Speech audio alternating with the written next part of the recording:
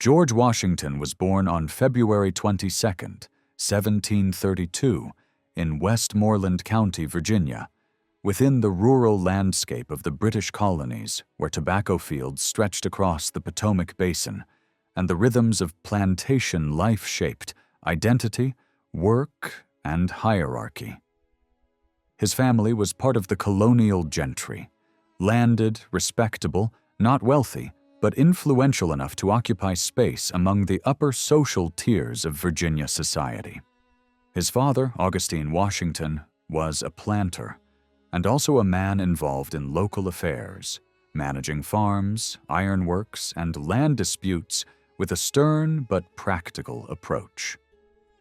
Augustine had children from a previous marriage before marrying Mary Ball, and thus George entered a blended household where half-siblings already carried responsibilities and expectations. The Washington family estate, Ferry Farm, was not an extravagant mansion, but a working plantation where young George witnessed the labor, discipline, and social order that defined colonial Virginia. His mother, Mary Ball Washington, was known for her resilience, strictness, and a steady hand that guided her children through responsibilities and moral expectations after Augustine's death. She was deeply practical, wary of debt, and determined that her children would survive and prosper without excessive luxury. When George was only 11, the death of his father dramatically altered the direction of his youth. Unlike many boys of his status, he could not be sent to England for higher schooling, a path usually available to sons of wealthy planters.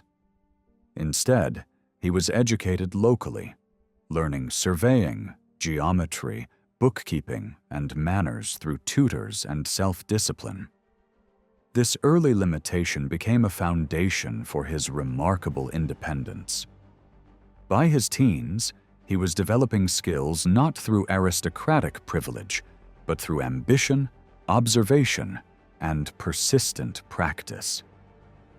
The Washington children grew up under a social framework dominated by land, inheritance, and family lineage.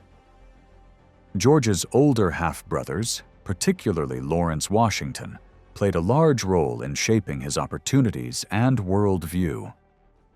Lawrence, who served in the British military and later inherited Mount Vernon, became a model for George, a window into the world of leadership, property, and public duty.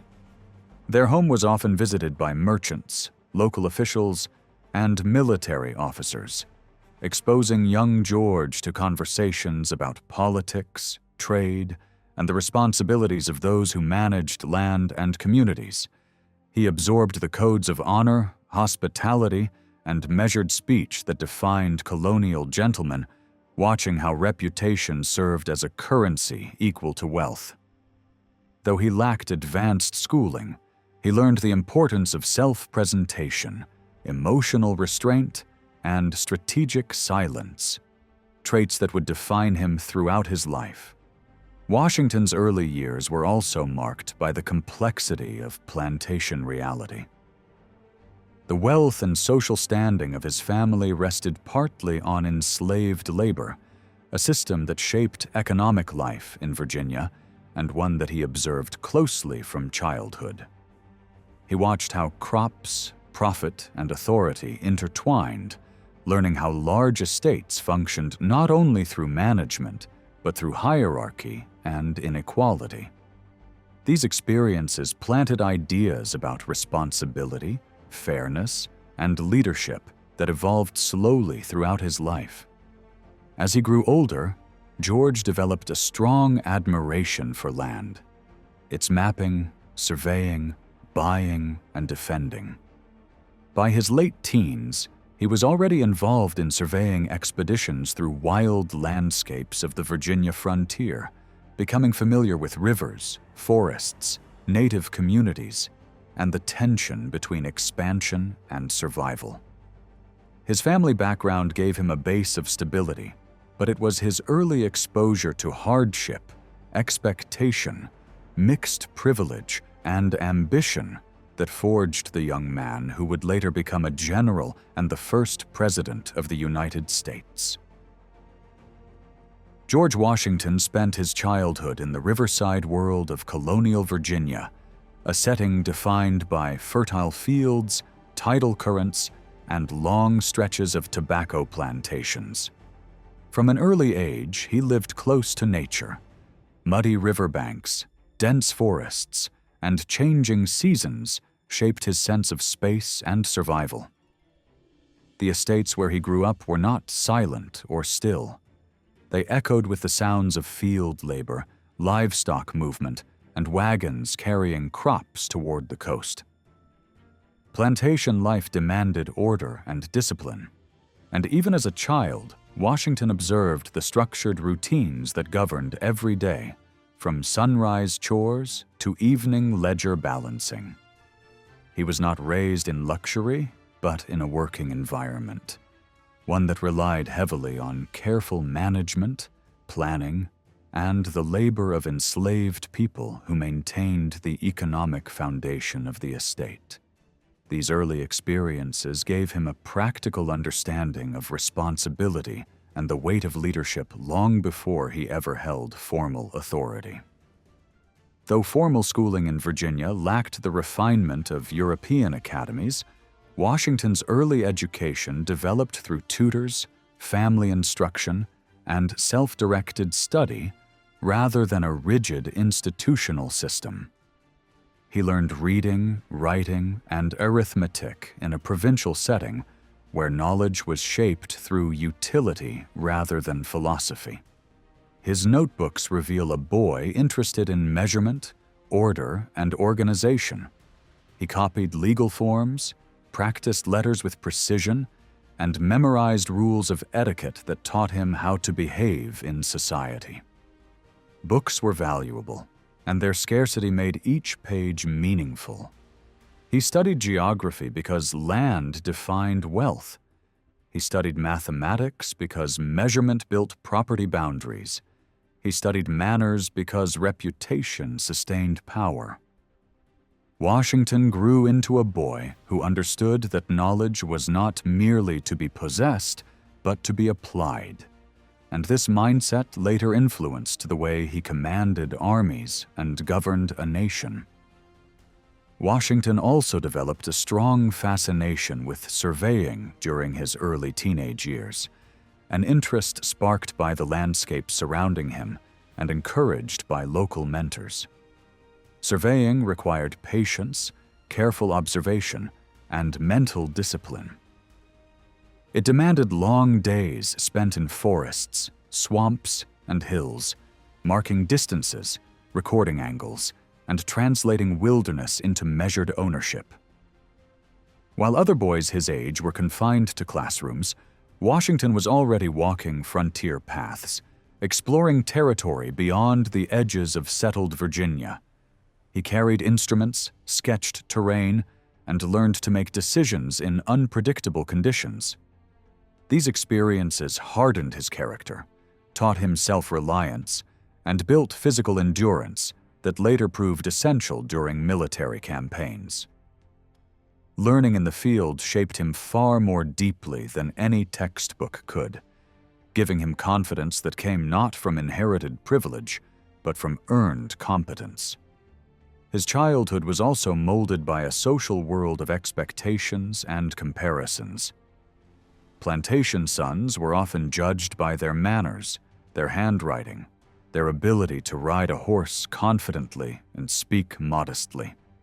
Washington trained himself to stand straight, speak little but with clarity, and control emotions behind a calm exterior. His early copybooks included maxims on virtue, restraint, and civility, lessons that formed the foundation of his public persona. He learned that power is maintained not only through skill, but also through dignity. The Virginia he grew up in was a place where opportunity and risk coexisted. Fortunes could rise or fall with a single harvest, and alliances mattered as much as land. In this environment, Washington developed a hunger for improvement, a relentless habit of self-correction, and a quiet determination to prove himself capable.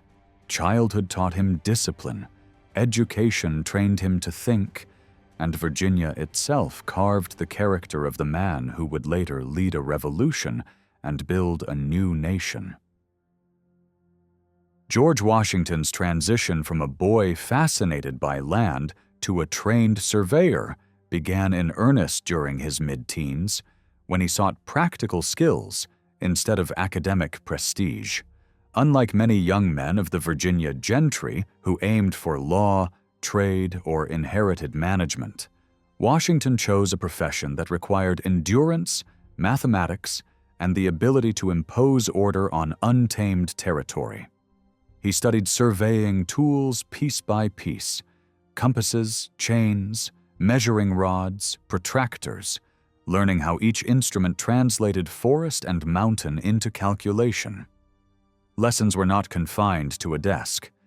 He spent long hours observing experienced surveyors at work, watching how they recorded boundaries with meticulous accuracy, sometimes arguing with landowners, sometimes negotiating with frontiersmen. This field-centered education sharpened his judgment. Decision-making in the wilderness could not be delayed, and Washington learned to trust his eye, his numbers, and his instinct.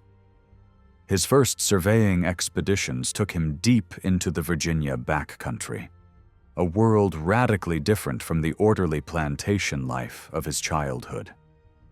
There were no comfortable houses, no manicured fields, only wild rivers, tangled undergrowth, and distant mountain silhouettes.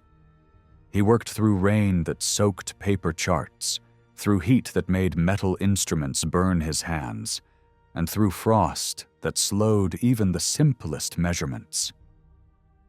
Nights were spent in camps built from pine branches, with fire as the only protection against cold and predators. These early missions demanded not only technical precision, but physical toughness and mental resilience. Washington saw how land, when unmeasured, invited dispute, how boundaries drawn by surveyors became future wealth, law, and conflict. The wilderness hardened his perspective, making him aware of the power that land ownership wielded in colonial America. At only 16, he secured one of his earliest surveys for Lord Fairfax, one of the most influential landholders on the frontier. This opportunity came not through inheritance, but through competence and reputation. His work had impressed people who believed he could be trusted with land disputes worth fortunes. He wrote alongside seasoned woodsmen, militiamen, and indigenous guides who understood the terrain better than any map. Washington learned to interpret river bends, to distinguish soil types, to recognize where settlement was possible and where nature would not yield. Payment often came not just in money, but in land grants, giving him personal stake in the westward expansion that defined colonial identity. Each mission improved his standing, transforming him from a young apprentice into a man whose signature carried financial and legal authority. His surveying work marked the beginning of his public independence and laid the groundwork for the leadership qualities he later displayed in war and politics. The profession taught him diplomacy when negotiating between rival claimants, taught him patience when instruments required calibration mile after mile, taught him caution when maps needed to reflect reality rather than ambition. He developed an understanding of frontier society, settlers desperate for opportunity, native tribes protecting ancestral land, speculators eager for profit. Washington stood at the intersection of these worlds, recording borders that shaped futures.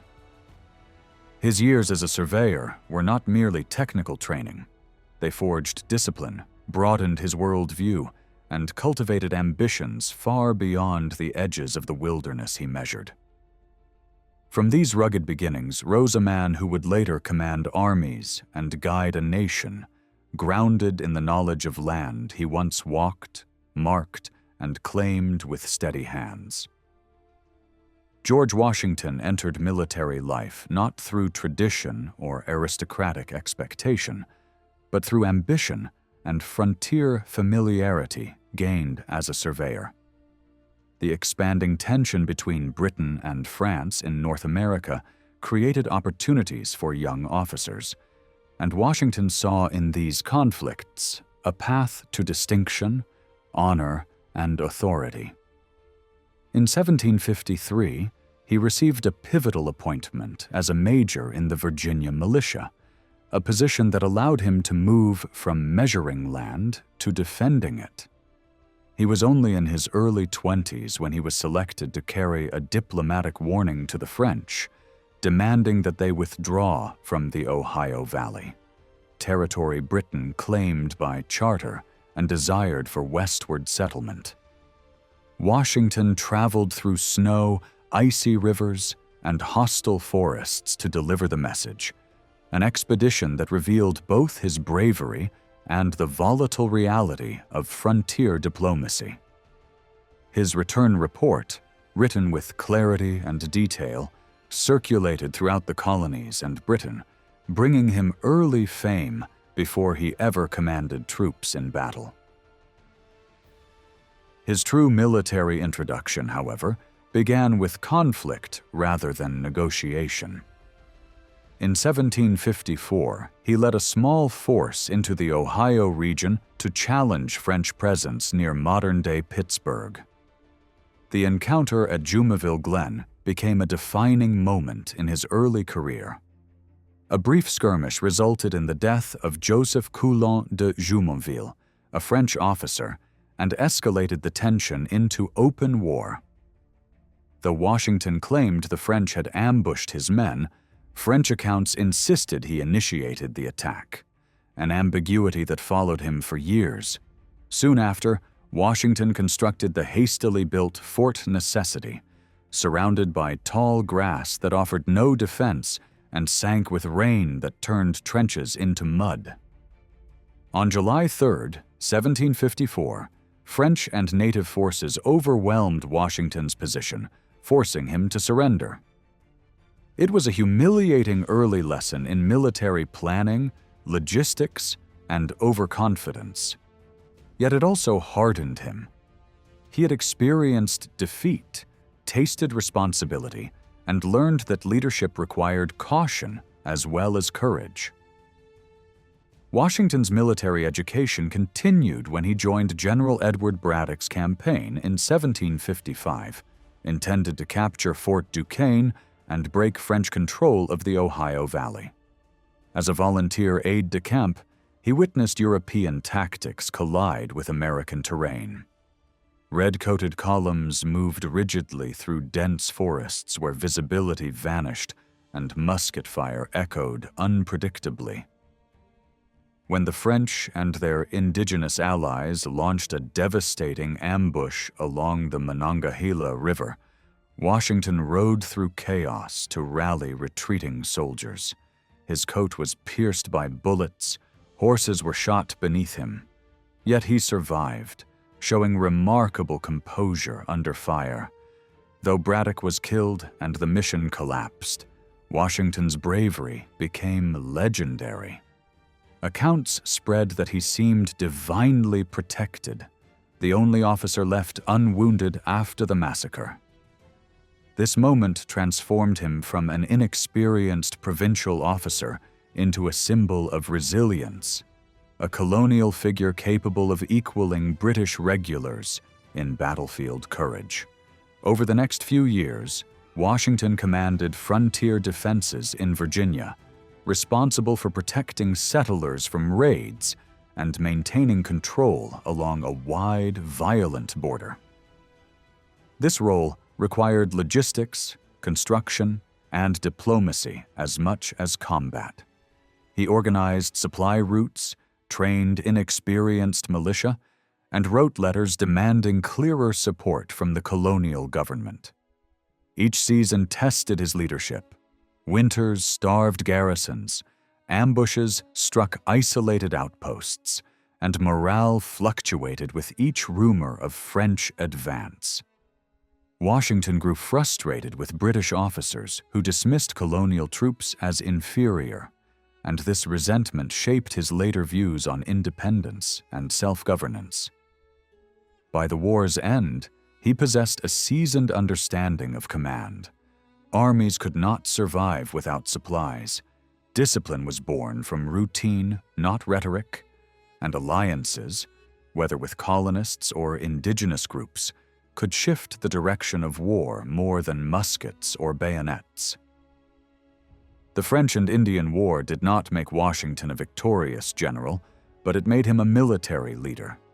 He emerged from the conflict with scars invisible but lasting, patience sharpened by failure, courage hardened by fire, ambition strengthened by proximity to empire. More importantly, he learned who he was under pressure. He had ridden into battle, surrendered a fort, rallied broken lines, and stood at the edge of death without wavering. These early experiences formed the commander who, 20 years later, would take charge of a revolutionary army with no resources, no experience, and no guarantee of success, yet with the memory of frontier war guiding each decision. After the turbulent opening years of the French and Indian War, George Washington's rise within the Virginia militia evolved not merely through rank, but through the slow forging of a commander who learned by hardship rather than inheritance. When he was promoted to colonel of the Virginia Regiment, he became responsible for one of the first professionally sustained provincial military forces in the colonies. This responsibility placed him in command of raw, undisciplined recruits who lacked training, weapons, and sometimes even shoes. Washington found himself not only planning defenses and patrols, but cultivating discipline where none had existed. He drilled his men relentlessly, emphasizing punctuality, cleanliness, coordinated firing, and chain of command. In a world where militia service was often temporary and informal, Washington demanded permanence and order. His regiment reflected his character, demanding, determined, often impatient, but gradually effective. The frontier, where Washington operated, functioned as a crucible for leadership. The terrain itself was an unpredictable instructor. Dense forests absorbed sound and hid enemies. Rivers overflowed and erased supply trails. Long winters tested loyalty and morale. Washington had to learn how to motivate men who were cold, hungry, and homesick. Letters from this period show him wrestling with frustration over the undisciplined militia, the slow response of the House of Burgesses, and the dismissiveness of British officers who treated colonial commanders as inferior. Instead of surrendering to these limitations, he studied them. Leadership became, for Washington, an exercise in persistence, persuasion, and example. He made it a point to share discomfort with his soldiers, sleeping in rough quarters, riding in the worst weather, exposing himself to the same dangers they faced. To command respect, he believed one must earn it in visible ways. Washington's leadership also deepened through administration, an aspect rarely admired but essential for war. He wrote endless reports to colonial leaders, arguing for pay raises, supply funding, and structural reforms in the militia.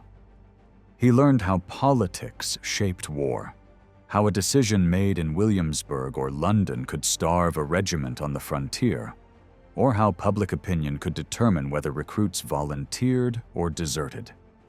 He drafted detailed plans for fort construction, border protection, and troop movement, trusting paperwork as much as sword and saddle. These tasks trained him to think strategically over long spans of time, to anticipate shortages before they arrived, and to maneuver within political systems that were often inefficient. The frustrations he faced, late supplies, broken agreements, rival officers, would later make him remarkably patient during the Long Revolution. His development as a leader reached beyond military technicality into temperament. Washington's early impulsiveness began to temper into restraint. His anger, once quick and sharp, slowly learned silence. He faced defeats and disappointments without losing credibility among his men because he maintained an image of steadiness and personal control. He also began to understand the emotional architecture of leadership. Soldiers followed officers who appeared unbreakable, who spoke sparingly, who acted with visible composure. Washington trained himself to be that man. His correspondence reveals a commander constantly self-evaluating, criticizing his own errors, adjusting his methods, seeking improvement. Step by step, he transformed from a young officer fueled by ambition into a disciplined commander shaped by experience. By the time peace returned, he was no longer just a provincial colonel. He was a leader who had learned to command by earning obedience rather than demanding it. These years in the Virginia militia gave Washington something the Revolution could not have begun without: a foundation. He emerged with a hardened attitude toward duty, a realistic understanding of war, and a leadership style rooted in endurance rather than glory. The colonial frontier taught him that soldiers follow example, not rank. That authority must be reinforced through fairness and consistency, and that victory depends as much on logistical foresight as battlefield courage. Washington's rise in the militia was not merely the ascent of a soldier. It was the gradual shaping of the man who would one day hold together an untrained army and lead a rebellion against the most powerful empire in the world. George Washington's marriage to Martha Dandridge Custis in January 1759 marked a turning point in his life, socially, financially, and personally. Martha, a widow of remarkable wealth and grace, brought with her not only companionship, but vast estates, enslaved laborers, and substantial financial influence.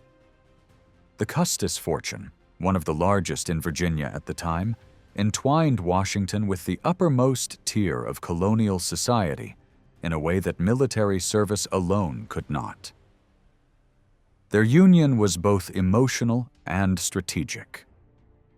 Although their marriage began with genuine affection, letters between them suggest warmth, trust, and devotion, Washington was also aware that marriage to Martha elevated his status dramatically.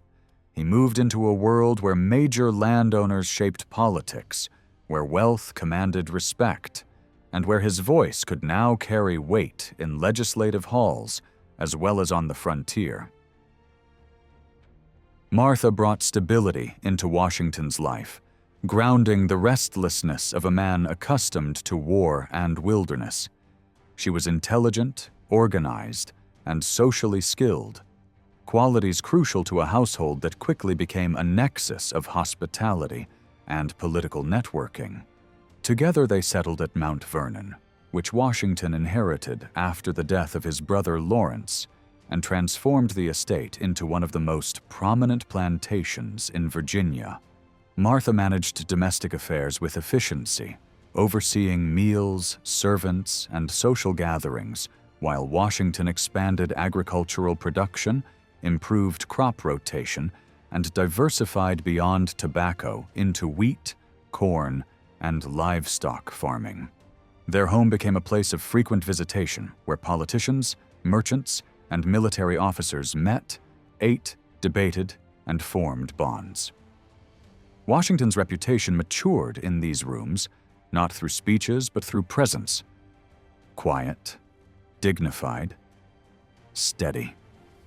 The marriage also introduced Washington to parental responsibilities. Martha had 2 surviving children from her first marriage, John Parke Custis and Martha Parke Custis, whom Washington loved as his own.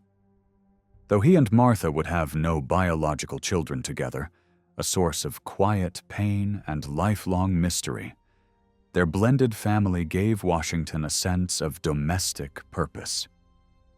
He guided the children's education, supervised tutors, and monitored their personal development, much as he would later manage regiments and a nation.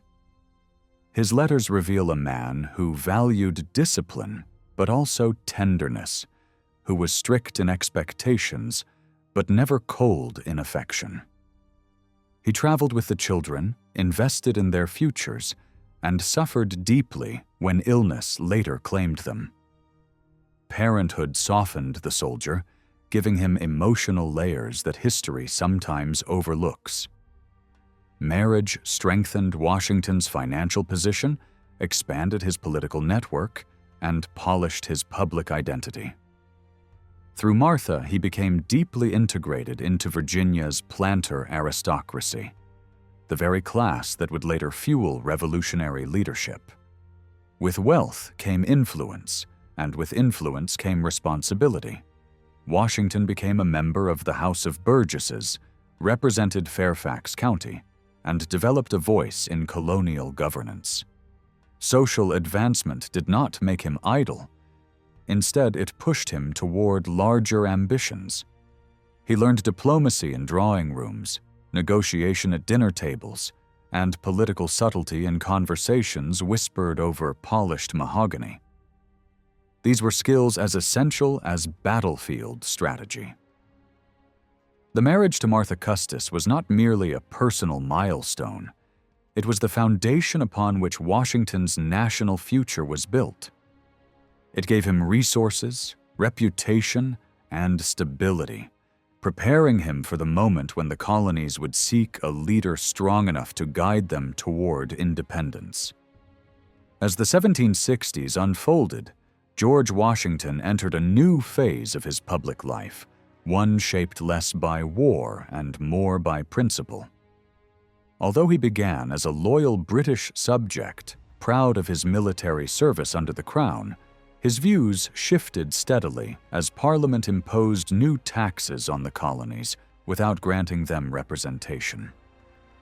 The Stamp Act of 1765 struck him not merely as an economic burden, but as a violation of the constitutional rights of Englishmen. Washington had fought alongside British regulars, shed sweat, and risked his life for the empire. And now he saw those same authorities treating the American colonies not as partners, but as subordinates. He began to speak more openly in the House of Burgesses, aligning himself with leaders who argued that liberty depended on resistance. These early speeches were cautious, measured, deliberate, the voice of a man thinking as much as reacting.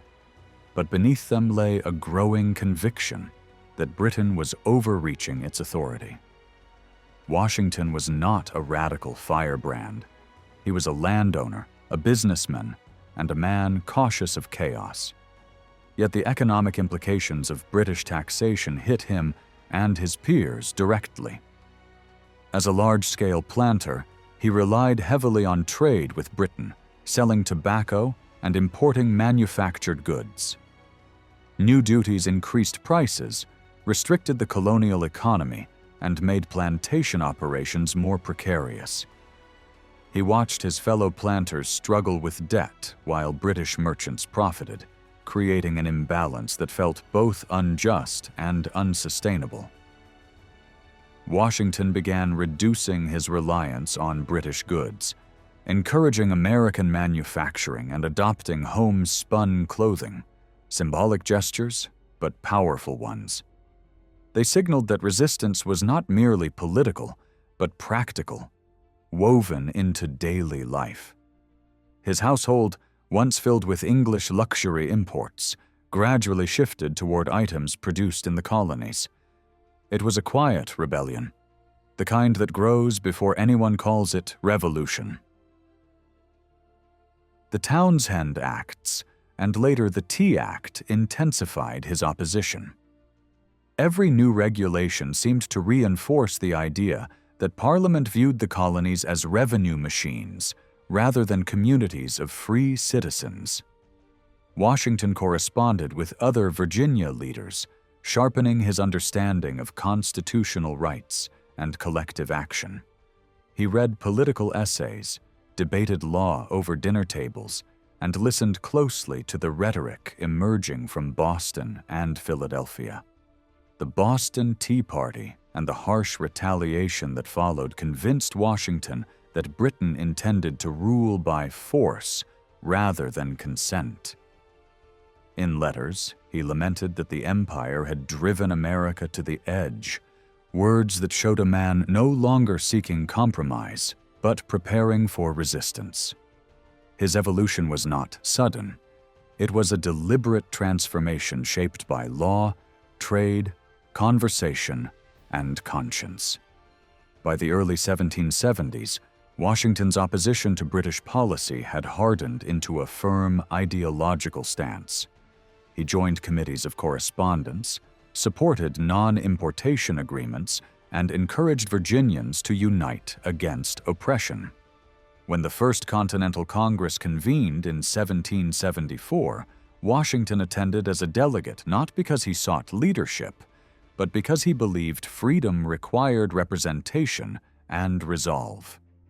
His presence was quiet but imposing, his reputation built not on fiery words but on steadfast character. He understood that conflict, if it came, would demand sacrifice. And though he still hoped for reconciliation, he also began preparing for war, reviewing militia structures, studying military texts, and analyzing British troop movements along the coast. In this period of resistance, Washington emerged as a man shaped by moderation, yet driven by principle, a figure rising not through agitation, but through trust placed in him by others. The growing opposition to British tax policies did more than ignite colonial anger.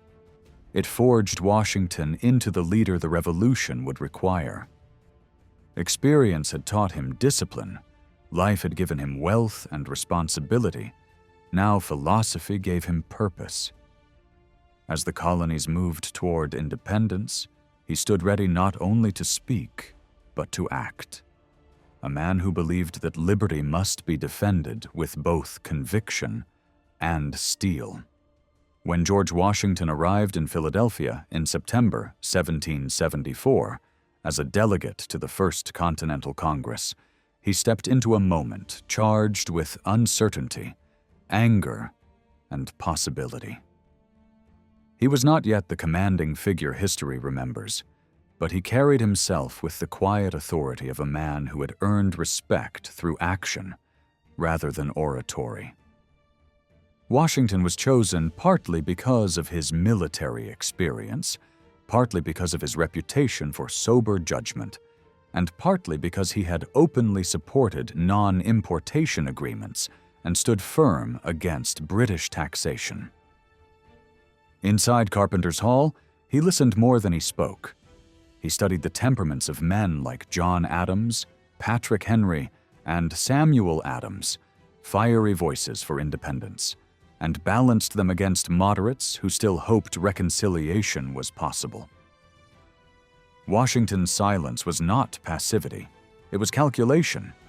He wanted to understand the landscape before shaping it. His very presence, in his modest but dignified uniform of buff and blue, reminded delegates that resistance might one day require arms. During the First Congress, Washington served on committees focused on colonial defense and economic response to British policies. He helped draft the Continental Association, a unified agreement among colonies to halt trade with Britain until oppressive acts were repealed. Although this was a peaceful strategy, it had the weight of resolve, a united colonial stand. Washington returned to Virginia more convinced than ever that Parliament had no intention of treating the colonies fairly. He encouraged local militias to drill more frequently, reviewed weapon supplies, and quietly urged preparedness. He was transforming from planter statesman into wartime statesman, each step guided by a belief that liberty could not survive without readiness. If Britain pushed further, he knew negotiation alone would not protect American rights. By the time he returned as a delegate to the Second Continental Congress in May 1775, tensions had erupted into violence. Lexington and Concord confirmed what Washington had long suspected. Britain was willing to enforce compliance through force. The Congress was now no longer a debating chamber seeking compromise. It was the nerve center of a rising rebellion in need of leadership, military structure, and unity. Washington arrived wearing his Virginia militia uniform, a decision that spoke without words. Many delegates interpreted it as a signal that he was prepared to serve if needed. He joined committees on defense and logistics, advising on how to transform provincial militias into a continental fighting force. His experience in the French and Indian War, once a personal history, suddenly became an asset for an entire nation struggling to define its future with gunpowder and ink. When Congress faced the question of who should command the newly formed Continental Army, Washington's name rose naturally but not loudly. His supporters spoke for him more than he campaigned. John Adams proposed him not because Washington lobbied for authority, but because his integrity, restraint, and military intellect made him the most unifying choice among 13 colonies with varied interests. His Southern background bridged regional divides. His willingness to serve without pay proved sincerity. His calm demeanor reassured men who feared both tyranny and chaos.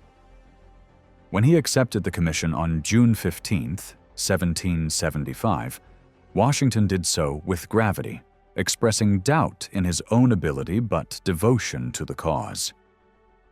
The Congress entrusted him with the burden of forming an army from farmers, merchants, and volunteers, an impossible challenge, yet one he met with relentless discipline. Washington's service as a delegate to both Continental Congresses marked his transformation from Virginia gentleman to revolutionary leader. In 1774, he defended colonial rights through policy. In 1775, he defended them through command. The Congress gave him a stage, but it was his character, measured, principled, quietly determined, that convinced others he was the man to lead a war for independence. His time in Philadelphia was not a prelude. It was the bridge between the world he was born into and the nation he would help create. The appointment of George Washington as Commander-in-Chief of the Continental Army in June 1775 stands as one of the most consequential moments in American history. Yet at the time, it was far from guaranteed. Washington did not push for the position. He never lobbied, never boasted, never openly sought military authority. He understood the gravity of command and carried himself with deliberate modesty. But his background spoke for him. He was a respected Virginian, a veteran of frontier warfare, a landowner of responsibility and discipline, and most importantly, a figure capable of unifying colonies divided by geography, economy, and temperament.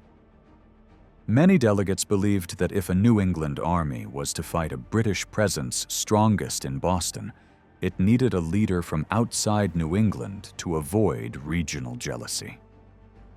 Washington's Southern heritage, combined with his calm presence, made him the bridge the colonies desperately required.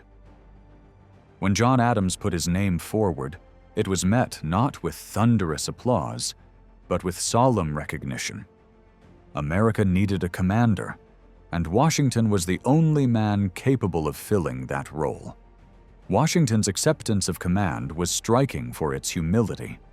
In his address to the Congress, he confessed that he felt unequal to the task, a phrase that revealed both sincerity and restraint. He pledged to serve without salary, accepting only reimbursement for expenses, a symbolic decision that cut through suspicion, proving that his commitment was not driven by ambition or personal gain. He also understood, perhaps better than anyone else in the room, the staggering scale of the challenge before him. He would be leading an army with no professional training, scant ammunition, uneven discipline, and no guarantee of financial support. The British Empire, with its global fleet and seasoned regiments, loomed like an iron giant. Yet Washington did not flinch. He stood before the gathered delegates in blue and buff uniform, a man calm in posture, clear in duty, and infused with a sense of destiny that neither he nor the Congress could fully articulate at the moment. As Commander-in-Chief, Washington immediately faced the urgent task of transforming scattered militia forces into a national army. Volunteers had gathered around Boston in response to the battles of Lexington and Concord, but they lacked structure, discipline, supply systems, and unified leadership. Washington understood that enthusiasm alone could not defeat a professional empire. He believed in discipline forged through routine, authority supported by respect, and courage strengthened by training. Upon assuming command, he began introducing standardized drills, stricter hygiene, regulated enlistments, and a chain of command that replaced improvisation with order. He inspected fortifications, arranged supply lines, and cultivated officers capable of obedience rather than regional loyalty. He stressed the importance of perseverance, a concept he had learned in the wilderness as a young surveyor. Where militia expected quick victory, Washington prepared them for protracted struggle, for winter hunger, for withdrawal as well as attack. His leadership was not simply tactical, it was psychological, turning citizens into soldiers through endurance. What made Washington's appointment so transformative was not merely military reform, but his ability to embody unity in a fractured continent.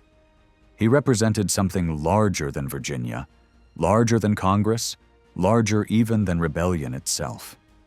His presence reassured those who feared collapse, steadied the resolve of hesitant moderates, and commanded admiration even from those who doubted independence.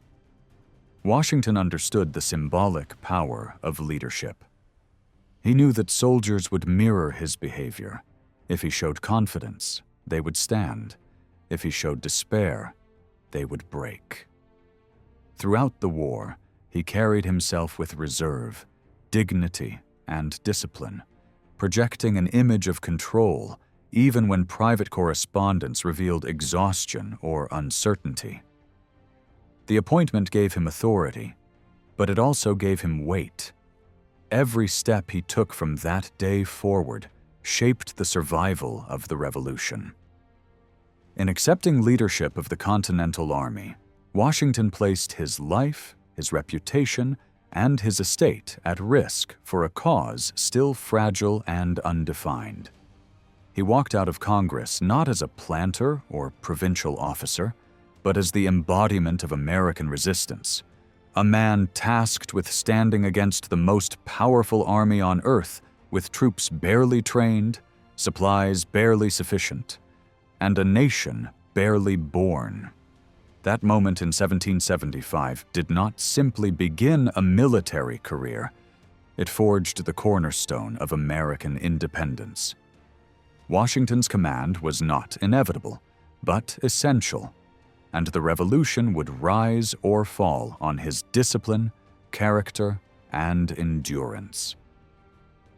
His appointment as Commander-in-Chief was the turning of a hinge in history. Quiet, solemn, monumental, The winter at Valley Forge, spanning 1777 to 1778, remains one of the most defining crucibles of George Washington's military leadership. The Continental Army arrived weary, undersupplied, and shaken after a series of setbacks, including the loss of Philadelphia. They entered the encampment not as triumphant soldiers, but as a fragile force held together by hope, patriotism, and Washington's authority. Nearly 12,000 men settled into the Pennsylvania hills with tattered clothing, threadbare blankets, and scarce provisions. The cold was relentless, the huts raw and unfinished, the roads buried in ice and mud. Disease circulated through the camp like a silent predator, typhus, dysentery, and pneumonia carrying away the weak. Washington wrote to Congress with urgency, pleading for supplies, food, and medical support while maintaining a composed exterior for his troops. To falter in spirit would have shattered the army. So he rode daily among the huts, speaking with soldiers, offering encouragement, and showing that their suffering was shared. His presence was as essential as any musket. Yet Valley Forge was not merely a season of misery. It was a turning point, where Washington transformed an improvised militia into a disciplined professional army. The introduction of Baron Friedrich von Steuben, a Prussian officer with experience under Frederick the Great, changed the camp into a training ground rather than a graveyard. Von Steuben introduced drills rooted in European precision, uniform marching, coordinated firing lines, bayonet techniques, and standardized training manuals. Instead of scattered provincial tactics, Washington's men began learning to move as one body, obeying command with speed and confidence. Fields that once echoed misery soon carried the whir of practice maneuvers, muskets snapping in rhythm, commands shouted in English heavily marked by Steuben's accent. Washington embraced these reforms wholeheartedly, recognizing the long-term advantage even as short-term conditions remained dire. He enforced them with patience, discipline, and example, proving that the Army's survival relied not only on endurance, but on organization. Reorganization at Valley Forge extended beyond drills. It reshaped logistics, command structure, and morale. Washington and Nathaniel Greene restructured supply distribution, establishing a more efficient quartermaster system and expanding procurement networks for clothing and weapons. For the first time, the Continental Army began receiving regular shipments of flour, beef, blankets, and gunpowder. Greene organized transportation routes using wagons, pack animals, and depots across multiple states to prevent future shortages. Officers were held more accountable. Promotions were awarded based on merit rather than regional favoritism, and standards for hygiene and camp sanitation were enforced to combat disease. Soldiers were required to clean quarters, dig proper latrines, rotate duty schedules, and bathe when possible. These reforms, unseen on the battlefield, may have saved more lives than any bayonet. They transformed survival into momentum. Slowly, the men who entered Valley Forge starving and broken emerged lean, disciplined, and fiercely devoted to one another. Perhaps the most remarkable change was psychological.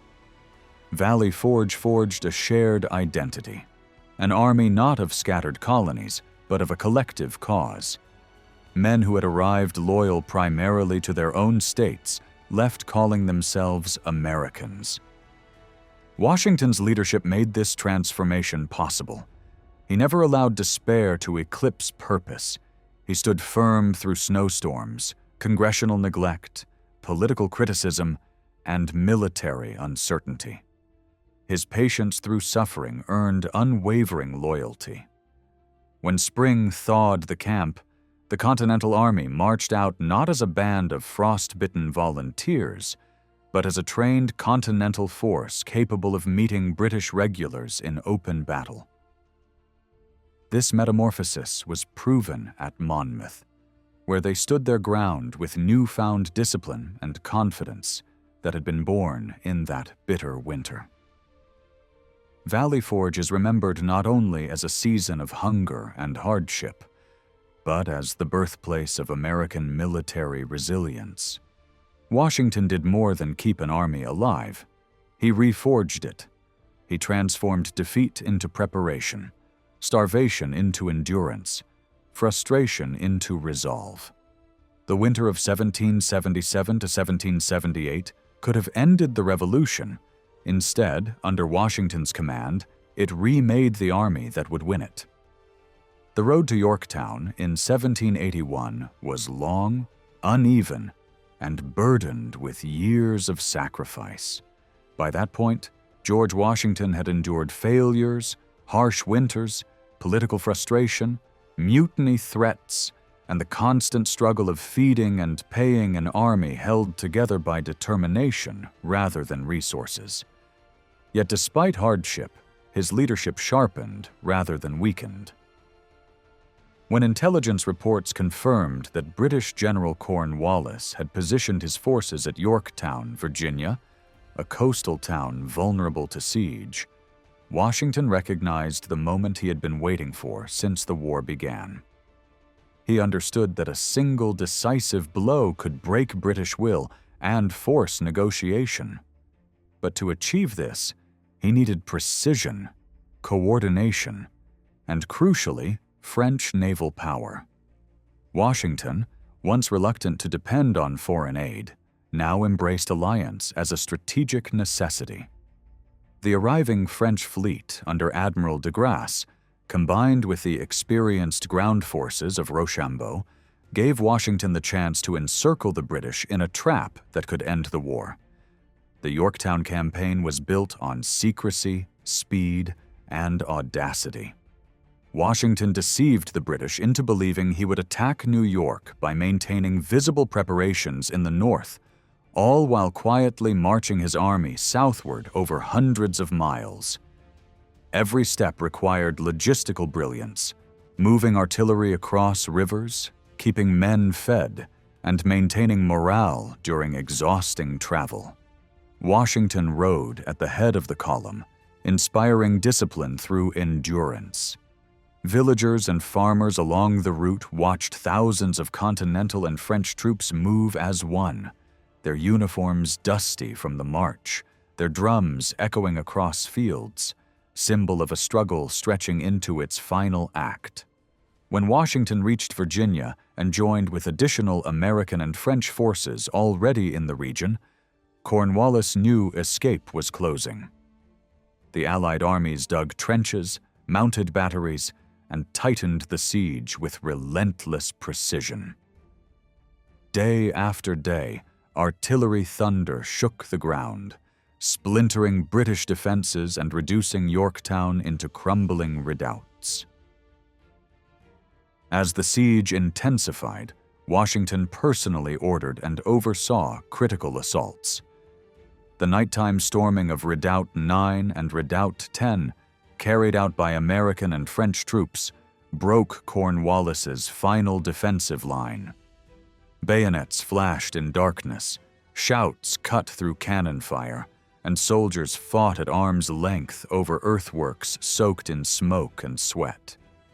When the redoubts fell, the outcome of the war shifted from possibility to inevitability.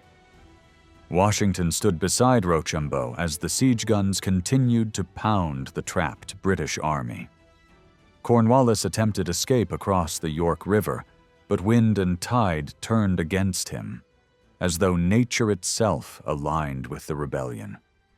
Cornered, outgunned, and unable to break the encirclement, Cornwallis requested terms. On October 19, 1781, he surrendered more than 7,000 soldiers. British musicians played "The World Turned Upside Down" as they filed into captivity. a fitting anthem for the fall of an empire's authority in America.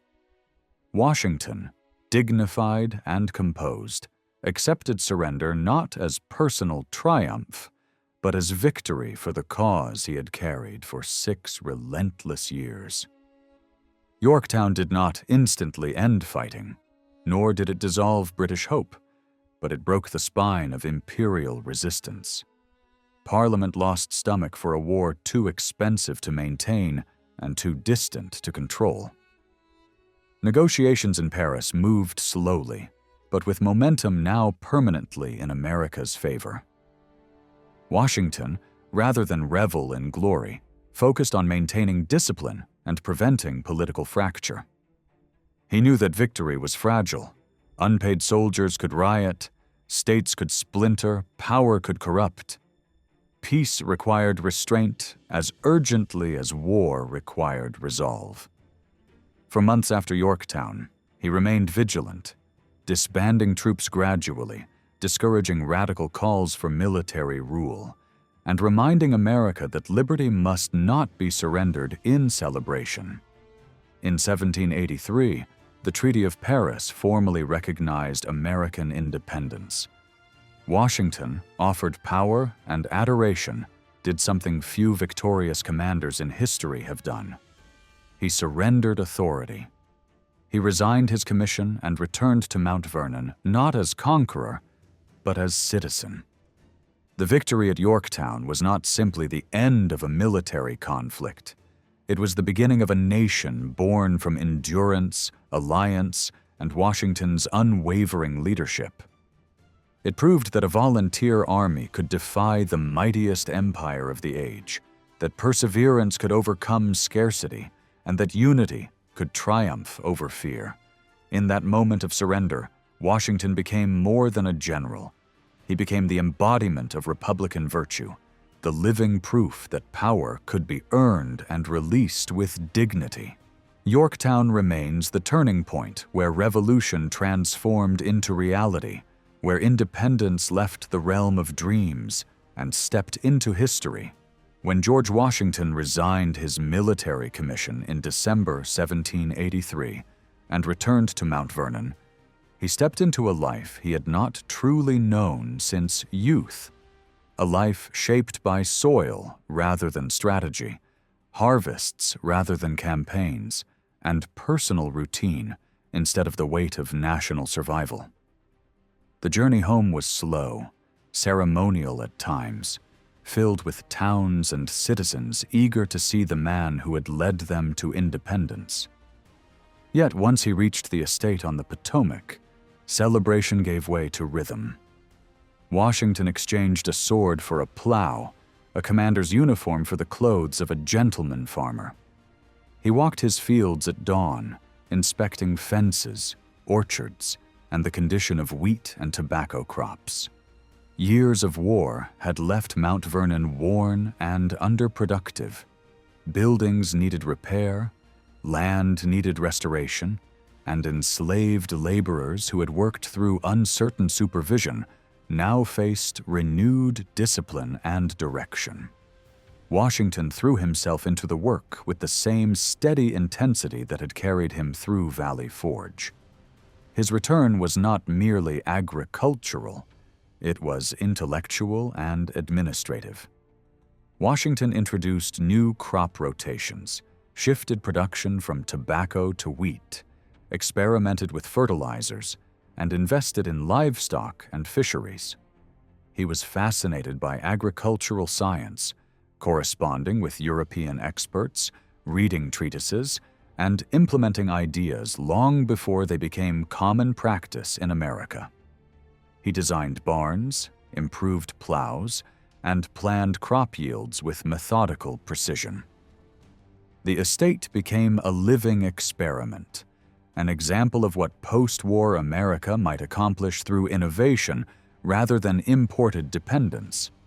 He encouraged self-sufficiency, producing flour and whiskey on-site, selling goods to local markets and foreign vessels docked at the wharf below his mansion. His estate reflected a larger vision. an independent nation sustained by domestic industry rather than foreign control. Washington's role at Mount Vernon was also deeply social. Guests arrived constantly: politicians, merchants, veterans, foreign dignitaries, and curious citizens hoping to meet the hero of the Revolution. Hospitality became a second profession. Mount Vernon buzzed with conversation, debate, and dinners where Washington presided not as commander, but as host. He listened more than he spoke, maintaining the dignified reserve for which he was known. But those close to him recorded moments of humor, affection, and storytelling. He entertained children with his horses, discussed crop failures with neighbors, and shared stories of wilderness scouting and wartime tactics only when pressed. Martha Washington managed household affairs gracefully, ensuring that guests were comfortable, meals abundant, and domestic order sustained. Yet even in tranquility, the Washingtons remained figures of national attention. Skeptics watched their wealth and influence. Admirers praised their moderation, and the public wondered whether Washington's retirement would truly endure. Despite his desire for quiet, Washington could not fully detach from the nation he helped create. His letters reveal constant concern for the fragile Union: debts unpaid, states competing, trade disorganized, Congress weak. He observed tensions growing like weeds on a neglected field. Though he avoided direct involvement at first, he supported the movement for constitutional reform and hosted discussions with influential thinkers who visited Mount Vernon seeking guidance. He lent his authority, reputation, and steady voice to efforts for a stronger federal structure, though still from the shadows of civilian life. But for a brief period, before the Constitutional Convention, before the presidency, Washington experienced something he rarely knew: peace. He fished from the Potomac, supervised carpenters, bred mules, reviewed farm logs by candlelight, and rode horseback through acres he knew as intimately as a battlefield. The silence of Mount Vernon did not erase the weight of the Revolution, but it offered Washington a moment to breathe, heal, and become private citizen rather than public emblem. Washington's retirement to Mount Vernon stands as one of the most remarkable acts of restraint in world history. Many victorious generals would have seized power. He walked away from it. He returned not to luxury, but to labor, proving that independence meant more than victory. It required humility, stewardship, and the return to ordinary life. Though fate would soon call him again to national service, the years between war and presidency shaped Washington into the leader the new republic would need. A man molded not only by battlefields, but by rivers, crops, and the quiet authority of home. When the newly ratified Constitution went into effect in 1789, there was little doubt in the minds of the American people, or within the halls of Congress, that George Washington was the only man capable of leading the infant republic. His name alone carried the weight of the Revolution, the authority of Valley Forge, and the humility shown when he had relinquished power 6 years earlier. The electors cast their ballots unanimously in his favor, making him the first and only president in American history to be chosen with complete electoral agreement, twice. Yet Washington did not receive the news with triumph or ambition. Rather, he felt a familiar mixture of duty and reluctance. He had longed to remain in private life, among fields and familiar responsibilities at Mount Vernon. But duty eclipsed desire. He understood that the nation needed stability, dignity, and a symbol of unity. If he refused, it could fracture before it fully formed. Washington's journey from Mount Vernon to New York City, then the temporary capital, was a national procession rather than a simple journey. Along the roads, crowds gathered to cheer the general who had returned to serve once more. Towns rang bells, hung banners, and hosted celebrations as if a monarch were passing, though Washington carried himself with no royal pretension. He moved slowly, stopping at civic receptions, shaking hands, accepting flowers, and listening to speeches of gratitude and expectation.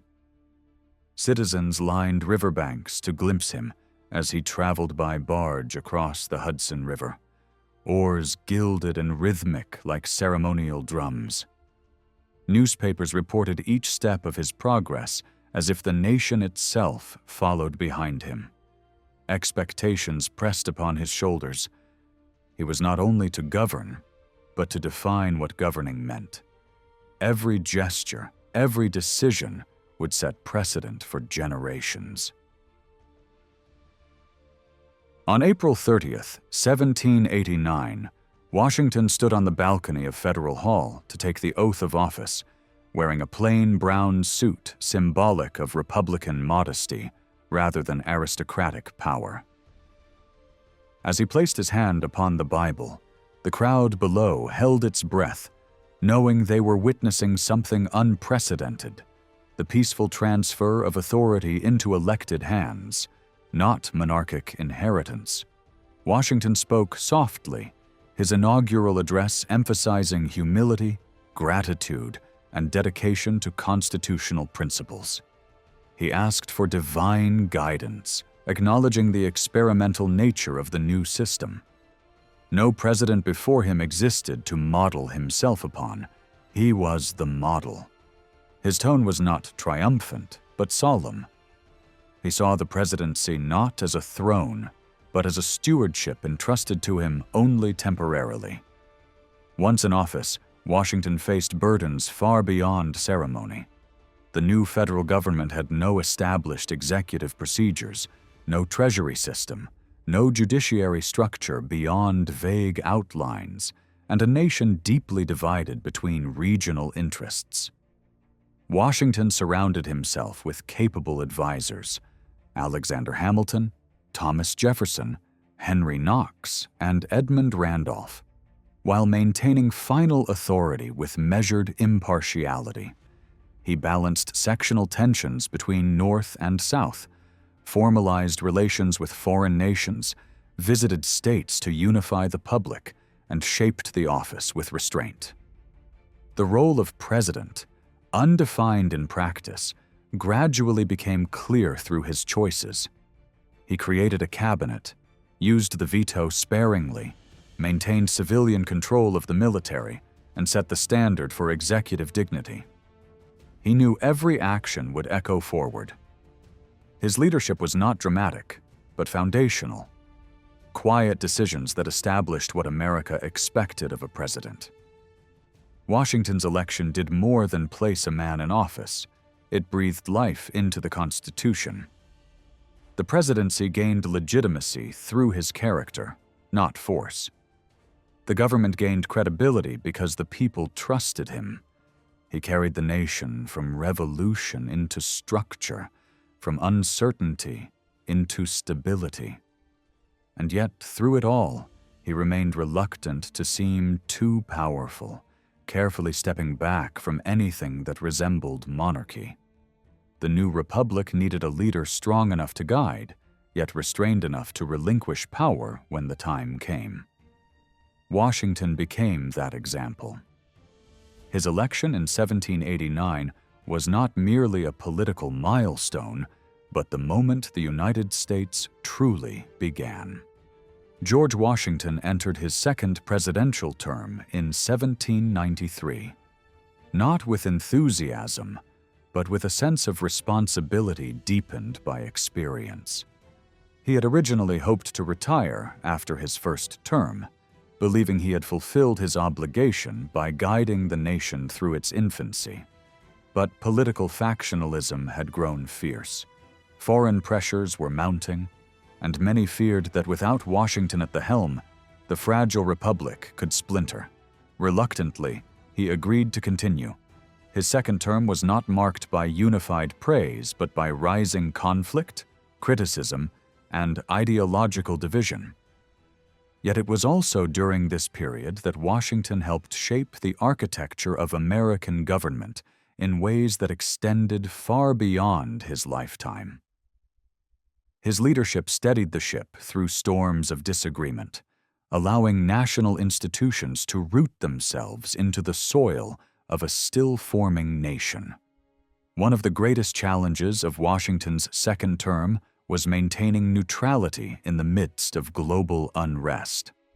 The French Revolution had exploded into Europe, dividing American opinion. Jeffersonian Republicans praised the French fight against monarchy.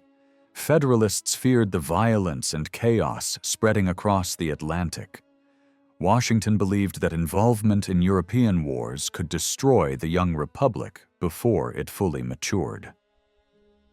In 1793, he issued the Proclamation of Neutrality, asserting America's right to remain independent in foreign conflicts. This decision became a cornerstone of early U.S. foreign policy, establishing a tradition of cautious engagement rather than impulsive alliances. Critics accused him of favoring Britain. Supporters praised his realism. But Washington made neutrality a national principle that endured for generations. It was not merely policy, it was the foundation of American diplomatic identity.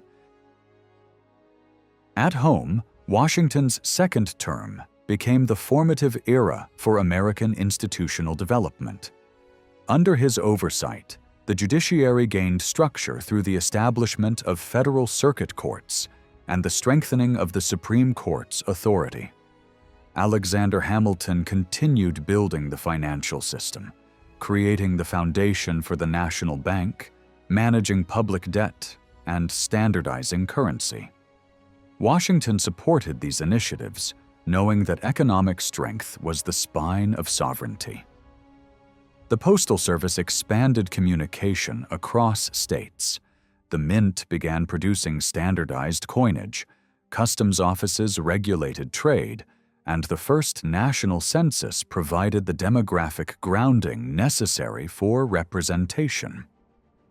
Though legislation came from Congress, it was Washington who gave these institutions legitimacy through calm enforcement and executive direction. His administration proved that a functioning federal government was not theoretical. It was operational, tangible, and durable. Domestic unrest also tested national authority. The Whiskey Rebellion of 1794 challenged federal taxation in western Pennsylvania. Rather than allow rebellion to undermine law, Washington responded with firmness tempered by restraint.